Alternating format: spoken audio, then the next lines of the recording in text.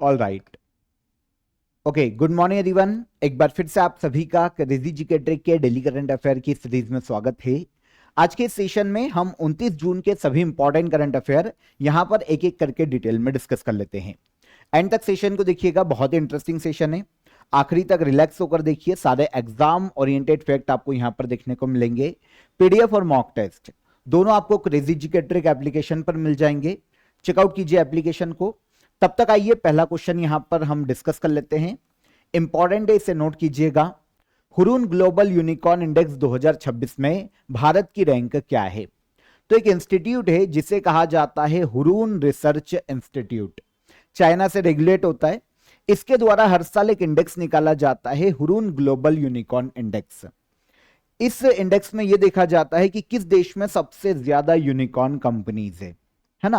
अब unicorn companies की बात करें तो ऐसी कंपनी, ऐसा स्टार्टअप जिसकी मार्केट वैल्यूएशन 1 बिलियन अमेरिकी डॉलर या फिर रुपीस में कन्वर्ट करें तो 8,300 करोड़ रुपीस से ज्यादा हो और शेयर मार्केट में लिस्ट नहीं होनी चाहिए। तो ऐसे जो स्टार्टअप है या जो कंपनीज है जिनका मार्केट वैल्यूएशन 1 बिलियन अमेरिकी डॉलर से ज्यादा है, तो फिर वो यूनिकॉर्न कंपनीज है। अब हुरून ग्लोबल यूनिकॉर्न इंडेक्स 2026 में यूनिकॉर्न की संख्या के मामले में इंडिया वर्ल्ड में चौथे स्थान पर है। लास्ट ईयर 2025 में जब यह इंडेक्स आया था तब इंडिया थर्ड रैंक पर था, लेकिन अब इंडिया की रैंक है फोर्थ। तो देखिए, हुरून रिसर्च इंस्टीट्यूट हर साल इस इंडेक्स को जारी करता है। संस्था कौन सी है यह भी याद रखिएगा। इंडेक्स का नाम क्या है? Hurun global unicorn index 2026। 61 unicorn companies है इंडिया में। कितनी? 61।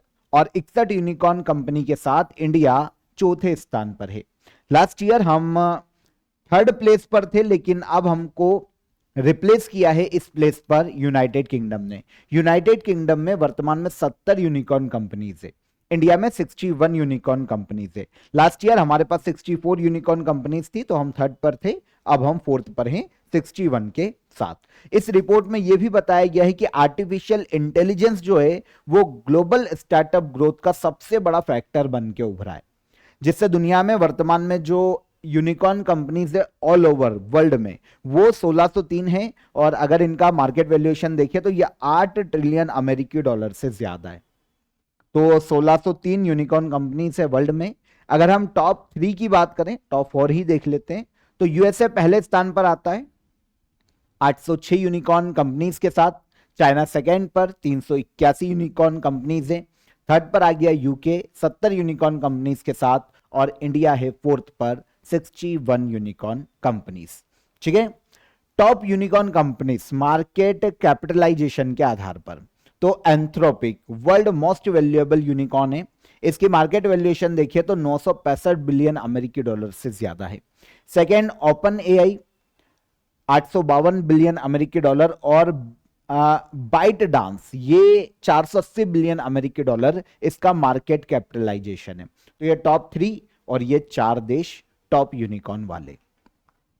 हुरून रिसर्च इंस्टीट्यूट एक ग्लोबल रिसर्च इंस्टीट्यूट है, एक ऐसी संस्था है जो कि unicorn, startup, wealth, companies, billionaires इन पर रिसर्च करती है, एनालिसिस करती है, डेटा को हर साल अलग अलग रिपोर्ट में पब्लिश करती है।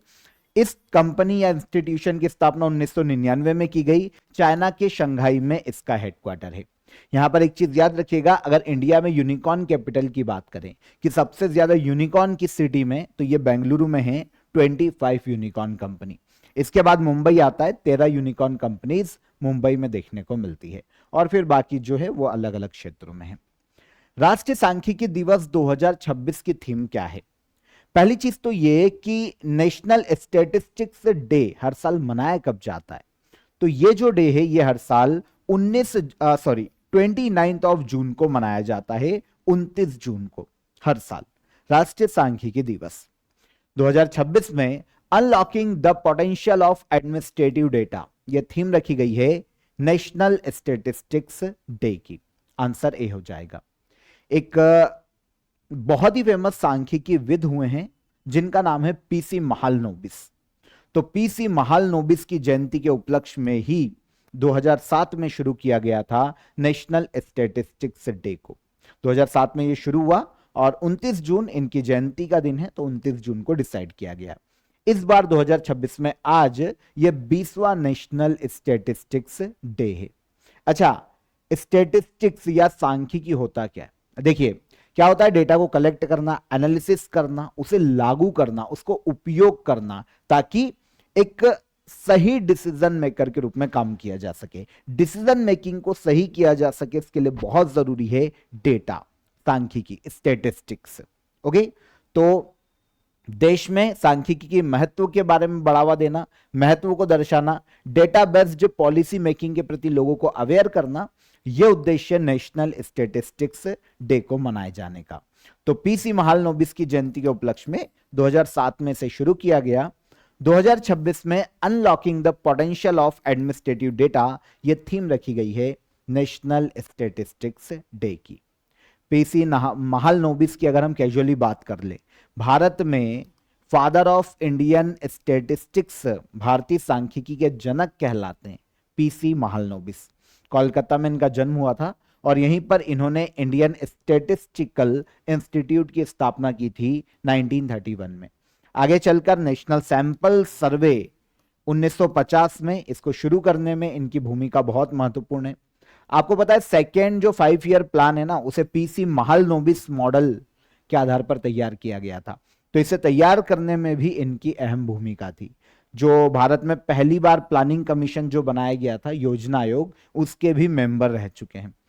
तो काफी काम किया है, इसलिए भारत सरकार ने इन्हें 1968 में पद्म विभूषण से सम्मानित किया था, पीसी महालनोबिस। और इन्हीं की जयंती के उपलक्ष्य में नेशनल स्टैटिस्टिक्स डे कब मनाया जाता है? तो ये 29 जून को मनाया जाता है। भारत में राष्ट्रीय आपातकाल किस आर्टिकल के तहत घोषित किया जाता है? यहां पर बात की जा रही है नेशनल इमरजेंसी की। नेशनल इमरजेंसी या राष्ट्रीय आपातकाल इंडिया में इंडियन कॉन्स्टिट्यूशन के आर्टिकल 352 के तहत लागू किया जाता है। अभी सुर्खियों में क्यों है? तो एनसीईआरटी, जिसे कहा जाता है national council of educational research and training, इसने क्या किया कि क्लास 9 की जो नई सोशल साइंस की बुक है ना, उसमें understanding society India and beyond, ये एक चीज इंक्लूड की है। और इसमें इमरजेंसी जो 1975 में नेशनल इमरजेंसी लगाई गई थी, उसके बारे में यहां पर एड ऑन किया है एक चैप्टर। अभी तक क्या था, केवल हायर एजुकेशन में, मतलब जो उच्च शिक्षा है क्लास 11 12, उसमें पढ़ाया जाता था नेशनल इमरजेंसी को, जो कि 1975 से 1977 तक लागू रही थी। लेकिन अब 9th के जो स्टूडेंट है उनको भी पढ़ने को मिलेगा 1975 की नेशनल इमरजेंसी के बारे में। एक्चुअल में ये इस मामले में भी यूनिक थी, क्योंकि इसे इंटरनल डिस्टर्बेंस के आधार पर लगाया गया था, आंतरिक अशांति।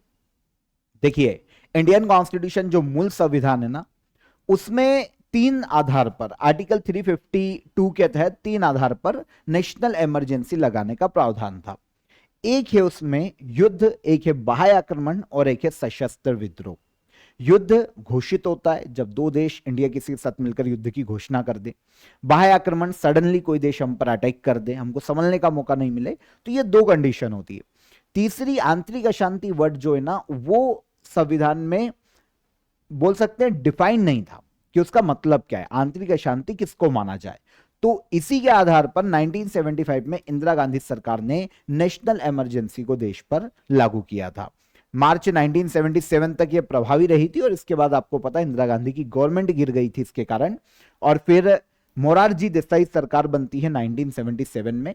जनता पार्टी सरकार की पहली गैर कांग्रेसी पीएम थे मोरारजी देसाई, और वही लेके आए थे 44 कॉन्स्टिट्यूशनल अमेंडमेंट एक्ट 1978 में। और इसके आधार पर इंटरनल डिस्टर्बेंस जो वर्ड था, आंतरिक अशांति, उसको हटाकर आर्म्ड रिबेलियन में कन्वर्ट कर दिया गया, मतलब रिप्लेस कर दिया गया और नया वर्ड एड ऑन किया गया, आर्म्ड रिबेलियन। इसे कहा जाता है सशस्त्र विद्रोह।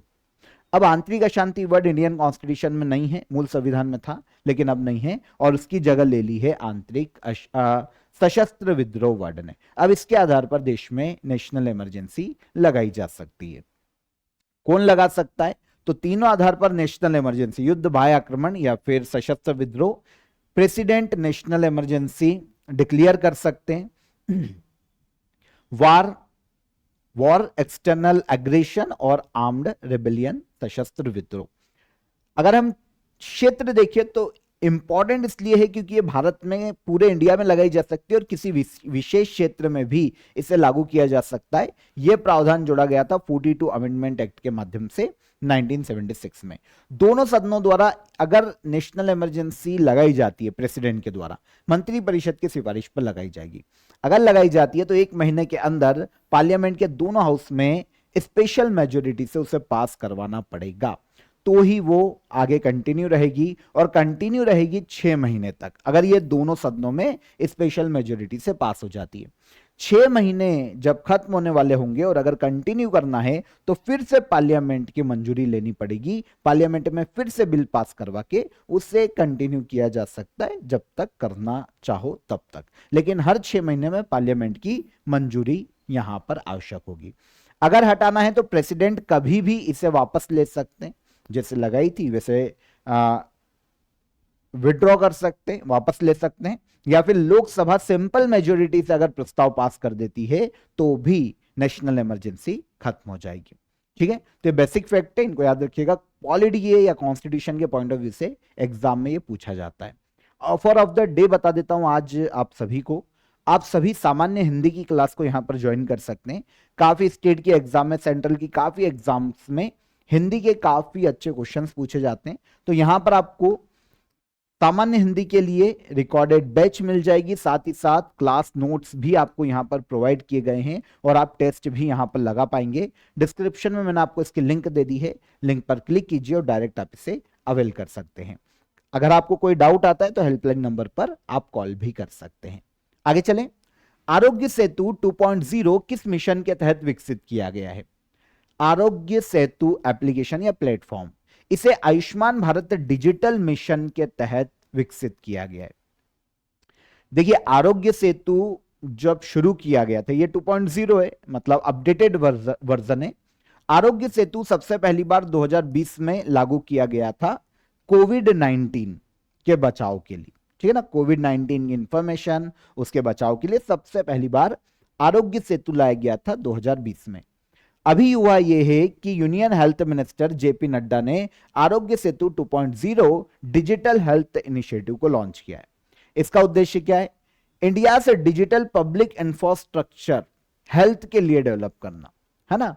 हेल्थ सेक्टर में एक पब्लिक इंफ्रास्ट्रक्चर डेवलप करना, उसे मजबूत करना, जो हेल्थ सर्विसेज से हर व्यक्ति तक इजीली पहुंच पाए, और इसके अलावा हर व्यक्ति तक वो पहुंच पा रही है कि नहीं, इसे रेगुलेट किया जाए, इसकी निगरानी की जाए। इसी उद्देश्य से आयुष्मान भारत डिजिटल मिशन के तहत आरोग्य सेतु 2.0 प्लेटफॉर्म या एप्लीकेशन को लॉन्च किया गया है।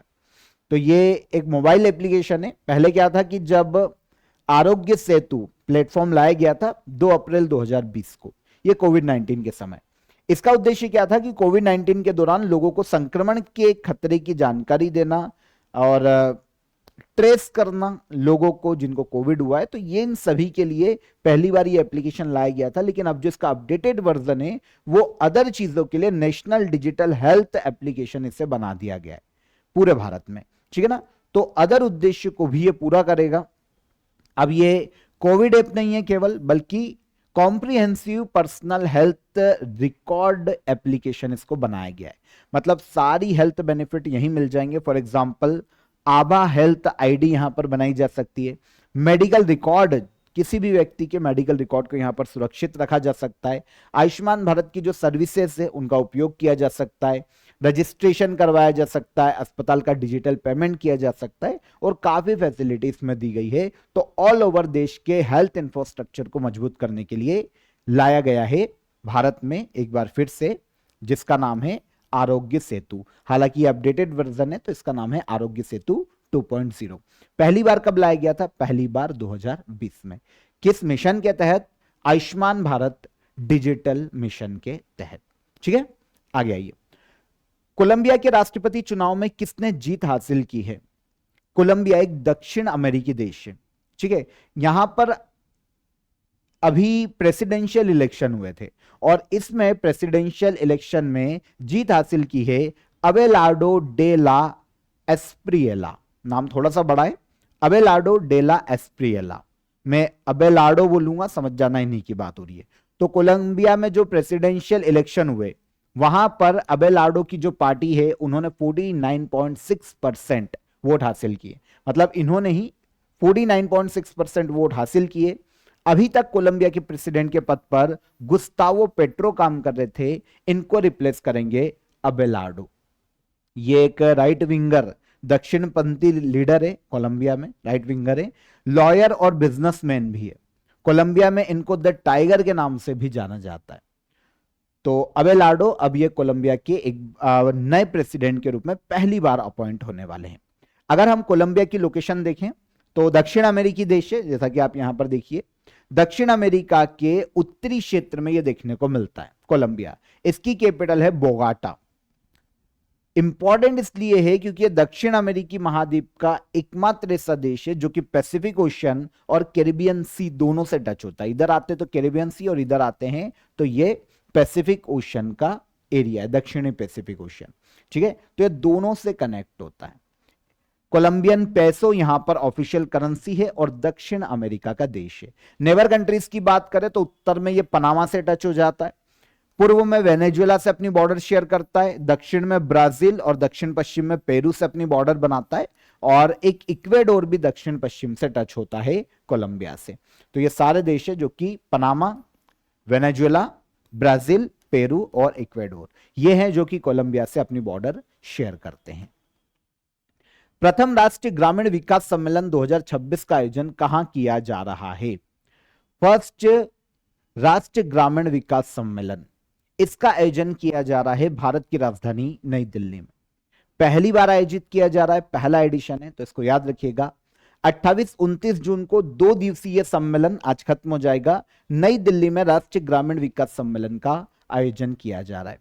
भारत के जो यूनियन एग्रीकल्चर मिनिस्टर है शिवराज सिंह चौहान, इनके द्वारा इसे लीड किया गया, अध्यक्षता की गई। Union agriculture and farmer welfare and rural development minister कौन है? Shivraj Singh Chouhan, agriculture minister short में। अब सम्मेलन का उद्देश्य क्या है? विकसित ग्राम, विकसित भारत विजन को आगे बढ़ाना, 2047 तक विकसित भारत का जो सपना है उसको पूरा करना, केंद्र और राज्य के बीच में कोऑर्डिनेशन को मजबूत करना, ग्रामीण भारत के विकास के लिए भविष्य की योजनाएं तैयार करने के लिए, इन पर डिस्कशन करने के लिए राष्ट्रीय ग्रामीण विकास सम्मेलन को पहली बार आयोजित किया गया है। तो भारत के सभी राज्यों के जो मिनिस्टर्स हैं, एग्रीकल्चर मिनिस्टर, सीनियर गवर्नमेंट जो ऑफिशियल्स हैं, पॉलिसी मेकर हैं, उन सभी ने यहां पर पार्टिसिपेट किया है कि कैसे हम ग्रामीण क्षेत्रों को विकसित कर सकते हैं। तो ये पहला राष्ट्रीय ग्रामीण विकास सम्मेलन है, नई दिल्ली में इसका आयोजन किया गया। अध्यक्षता किसने की? एग्रीकल्चर मिनिस्टर शिवराज सिंह चौहान ने। ओपन एआई ने भारत में अपना प्रबंध निदेशक किसे नियुक्त किया है? ओपन एआई एक आर्टिफिशियल इंटेलिजेंस रिसर्चर कंपनी है।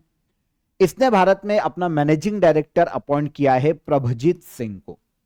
आंसर हो जाएगा आंसर बी। तो प्रभजीत सिंह ये ओपन एआई के इंडिया में नए मैनेजिंग डायरेक्टर अपॉइंट किए गए। वैसे क्या है ना, ओपन एआई ये कंपनी ग्लोबली काम करती है, तो अलग अलग क्षेत्रों में इसके हेड हैं और अलग अलग देशों में भी इसने अपने बंदे अपॉइंट कर रखे। तो इसी क्रम में जो एशिया पैसिफिक रीजन है ना, इसके मैनेजिंग डायरेक्टर है किरण मानी। एशिया पैसिफिक रीजन के, पूरे रीजन के, एशिया पैसिफिक के। यहां पर इंडिया में ओपन एआई के मैनेजिंग डायरेक्टर बने हैं कौन? प्रभजीत सिंह। तो प्रभजीत सिंह रिपोर्ट करेंगे किरण मानी को।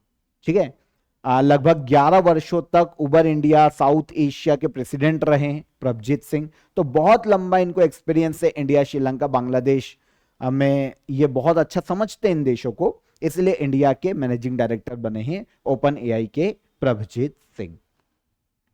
यूएसए के बाद इंडिया ओपन एआई का दूसरा सबसे बड़ा मार्केट है, इसलिए ओपन एआई ने अपना इंडिया में जो पहला हेडक्वार्टर है, जो कार्यालय है, ऑफिस बोल लो, वो नई दिल्ली में स्थापित किया है 2025 में। अब बेंगलुरु और ऐसे शहरों में भी इसके ऑफिसेस खुलेंगे, लेकिन अभी केवल नई दिल्ली में है, क्योंकि ओपन एआई को यूएसए के बाद सबसे ज्यादा इंडिया यूज कर रहा है।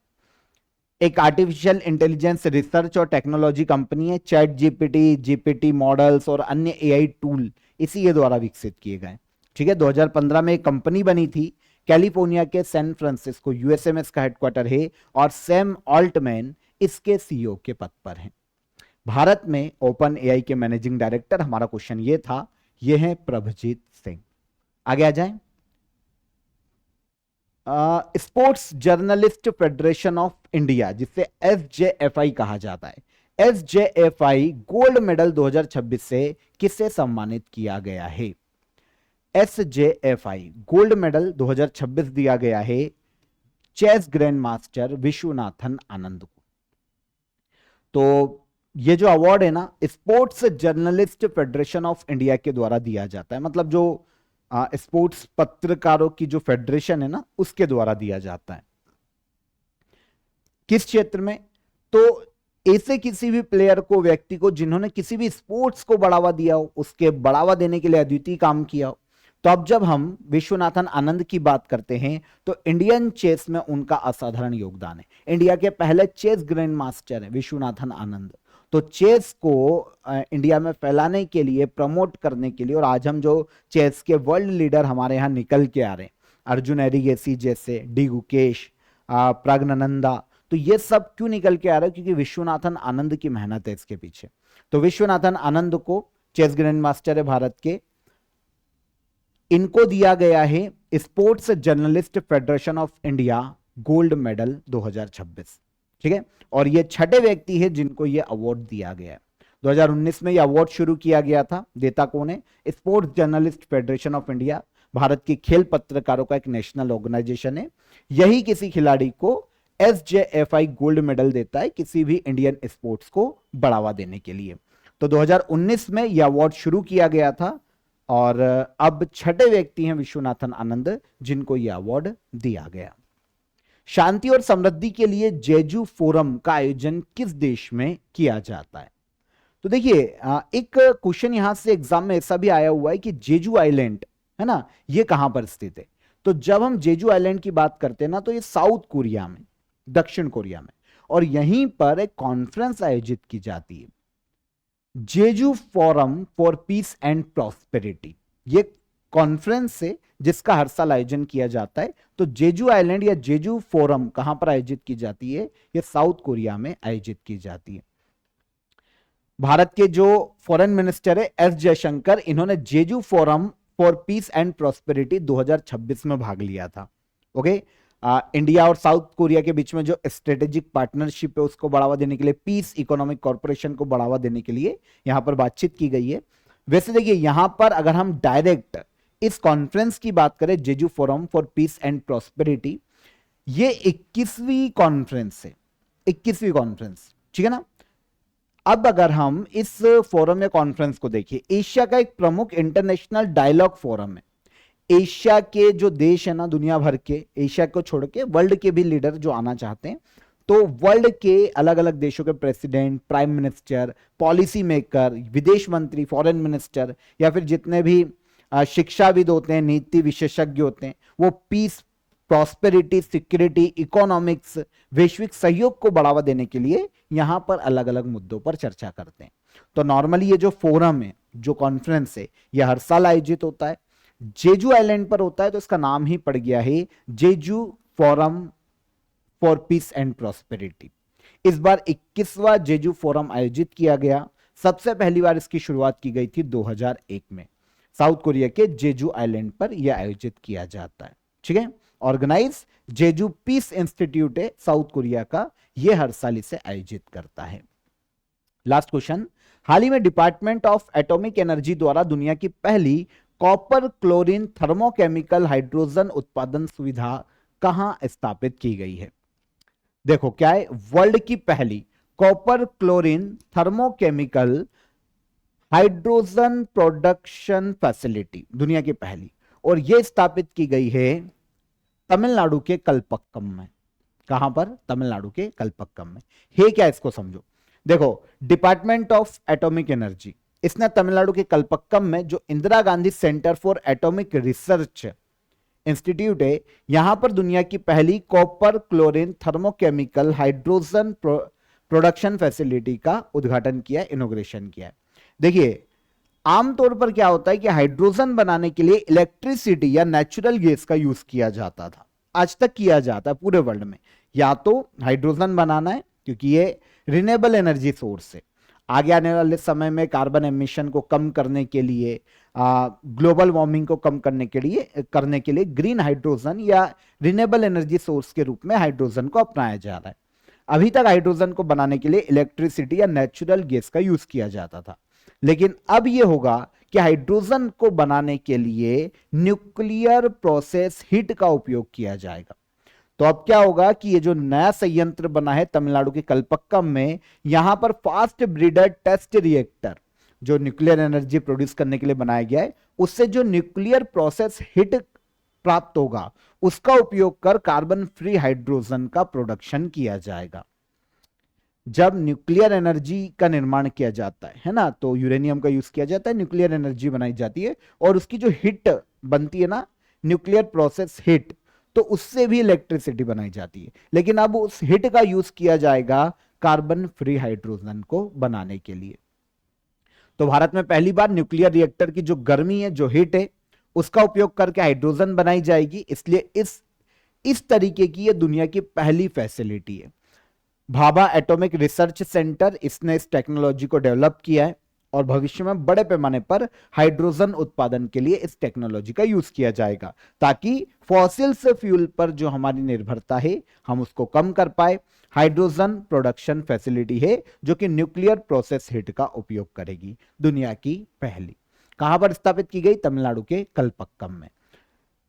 Indira Gandhi centre for atomic research में से स्थापित किया गया है। यह भारत की न्यूक्लियर रिसर्च सेंटर है। 1971 में स्थापित हुआ था। तमिलनाडु के कलपक्कम में ही इसका हेडक्वार्टर है, जहां पर फैसिलिटी भी बनाई गई है।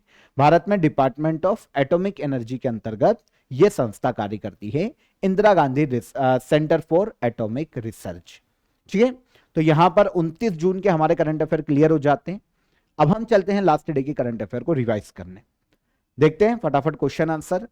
इंटेलिजेंस ब्यूरो के नए डायरेक्टर के रूप में किसे नियुक्त किया गया? ये हैं महेश दीक्षित। अंबुबाची मेला हर वर्ष किस राज्य में आयोजित किया जाता है? असम के गुवाहाटी। आर्मेनिया के प्रधानमंत्री के रूप में दोबारा कौन निर्वाचित हुए? तो ये Nikol Pashinyan. ISSF junior world championship 2026 की मेडल टैली में कौन सा देश शीर्ष पर रहा? तो ये इंडिया। हाल ही में विदेश मंत्रालय ने स्पष्ट किया है कि भारतीय पासपोर्ट किसका प्रमाण नहीं है? तो यह प्रमाण नहीं है किसका? सिटीजनशिप का। टेक्सटाइल समिट 2026 का आयोजन किस मंत्रालय द्वारा किया गया? तो यह किया गया है मिनिस्ट्री ऑफ टेक्सटाइल के द्वारा। 400 वर्ष पुराने मुजियान कुलाम का रिस्टोरेशन किस यूनियन टेरिटरी में किया गया? पौंडीचेरी में। कनाडा में अंतर्राष्ट्रीय भुगतान लाइसेंस प्राप्त करने वाली पहली भारतीय कंपनी कौन सी बनी है? तो यह बनी है स्काईडू। डिजिटल गिरफ्तारी या फिर डिजिटल अरेस्ट फ्रॉड के खिलाफ ऑपरेशन चक्र 6 किसने शुरू किया? Central bureau of investigation, CBI ने। अशोरा ए मुहर्रम किसकी शहादत पर मनाया जाने वाला त्योहार है? तो हजरत इमाम हुसैन की शहादत पर बनाया जाता है। ये सारे करंट अफेयर कल के सेशन के हो गए। अब क्वेश्चन ऑफ द डे का आंसर ले लेते हैं। पहला क्वेश्चन था पाइनएप्पल में कौन सा अम्ल पाया जाता है, कौन सा एसिड पाया जाता है? तो सिट्रिक और मैलिक एसिड पाया जाता है पाइनएप्पल में। कंप्यूटर जो है ना, एक लैटिन अमेरिकी शब्द है, लैटिन भाषा का। भारत में मुद्रास्फीति को अभी तक होलसेल प्राइस इंडेक्स में मापा जाता था। अब होलसेल प्राइस इंडेक्स के साथ साथ कंज्यूमर प्राइस इंडेक्स भी लाया जा रहा है। तो इन दोनों में ही अब भारत में मुद्रास्फीति को या इन्फ्लेशन को मापा जाएगा। ठीक है, तो ये हो गए हमारे तीनों क्वेश्चन के आंसर। आज के question of the day, Zoji La tunnel Bharat के किन दो क्षेत्रों को कनेक्ट करती है? वर्ल्ड प्रेस फ्रीडम इंडेक्स 2026 में भारत की रैंक क्या है? और भारत का पहला मेगा ग्रीनफील्ड शिपयार्ड कहां विकसित किया जाएगा? तीनों क्वेश्चन को कमेंट में आंसर कीजिए। सेशन पसंद आए तो लाइक और शेयर करके जाइएगा, और चैनल पर पहली बार आए हो तो चैनल को सब्सक्राइब कर लो। हम कल फिर मुलाकात करेंगे नेक्स्ट डे की करंट अफेयर में। तब तक अपना ख्याल रखिएगा। जय हिंद, जय भारत।